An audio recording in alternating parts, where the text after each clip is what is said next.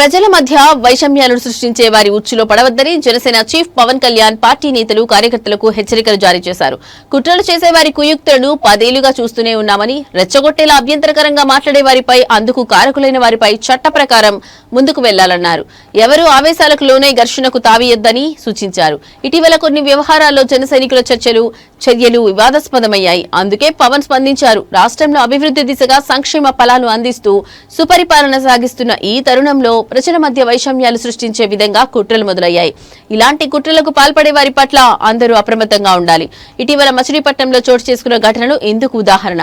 ఒక యూట్యూబ్ ఛానల్లో ఒక వ్యక్తి అభ్యంతరకర భాష ఉపయోగించి మాట్లాడాడు. అతను ఆ విధంగా మాట్లాడేలా సిద్ధం చేసి ప్రచారం చేయడం వెనుకున్న ఉద్దేశాన్ని, ఆలోచనను పసిగట్టాలి. దానిపై చట్ట ప్రకారం కేసులు పెట్టి ముందుకు వెళ్లాలి. తొందరపడో మరో మార్గంలో వెళ్లో ఘర్షణ పడ్డం ద్వారా సమస్య జటిలమవుతుంది. ప్రజల మధ్య సామరస్య వాతావరణం చెడగొట్టి రెచ్చగొట్టే నాయకులు బయటకు వస్తారని గుర్తు చేశారు. మచిలీపట్నం వివాదంపై పార్టీలో అంతర్గత విచారణ చేయాలని నాయకులకు ఆదేశాలు ఇచ్చానని, ఈ ఘటనలో పాలు పంచుకున్న వారికి నోటీసులు ఇచ్చి వివరణ తీసుకోవాలని చెప్పారన్నారు. సోషల్ మీడియా సమాజాన్ని, వ్యక్తుల్ని తిట్టడానికి కాకుండా కన్స్ట్రక్టివ్ గా దాన్ని వాడండి. ఆ మీడియంస్ మన డిస్ట్రక్ట్ ఎలిమెంట్స్, మన డిస్ట్రక్టివ్ నేచర్ కి వాడుతున్నాం, మన డిస్ట్రక్షన్ వాడుతున్నాం, మన క్రియేటివ్ ఎనర్జీ అంతా. Social media greatest tool. Social మీడియాని ఎంతవరకు వాడాలో అంతవరకే వాడండి. నలిగిపోతున్నారు. అది ఈ పొలిటికల్ రైవల్స్ కి అది వెపన్ అయిపోతుంది. Social media has become a menace in a way. Let us be very very responsible. ముఖ్యమంత్రి గారు కూడా తెలియజేస్తాను,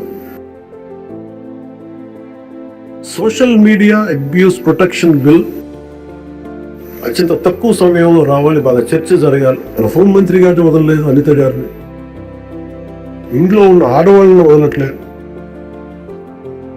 అది ఒక సైకలాజికల్ అబ్యూస్, ఒక పాశవికంగా తయారయ్యారు, సేడిస్టిక్ గా తయారయ్యారు. దీని మీద మనందరం irrespective of difference of opinion,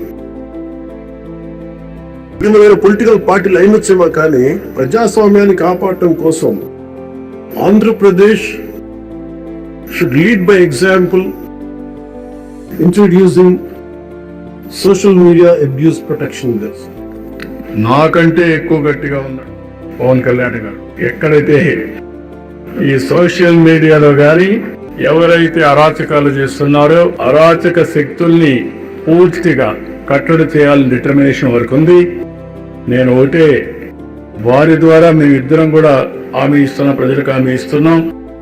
రాజీ పడం, సంఘ విద్రోహక శక్తుల్ని అరికడతాం.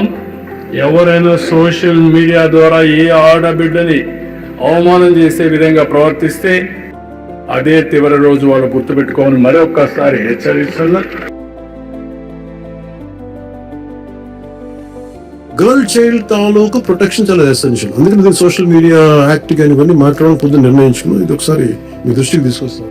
భావ ప్రకటన స్వేచ్ఛ శృతిమించకూడదని, సోషల్ మీడియాలో తప్పుడు పోస్టులు పెట్టే వారిపై కఠిన చర్యలు ఉండేలా చట్టం ఉండాలన్నారు. హోంమంత్రి అనిత, నాదెండ్ల మనోహర్, అనగాని, పార్థ సారథులతో ఉపసంఘం ఏర్పాటుకు నిర్ణయం తీసుకున్నారు. కొత్త చట్టం తీసుకొచ్చేలా నిబంధన రూపకల్పనకు ఉపసంఘం కృషి చేయనుంది. సామాజిక మాధ్యమాల్లో పెట్టే పోస్టులకు ఆధార్ అకౌంటబిలిటీ వంటిది ఉండేలా చట్టం ఉండాలనే అంశంపై చర్చ జరిగింది.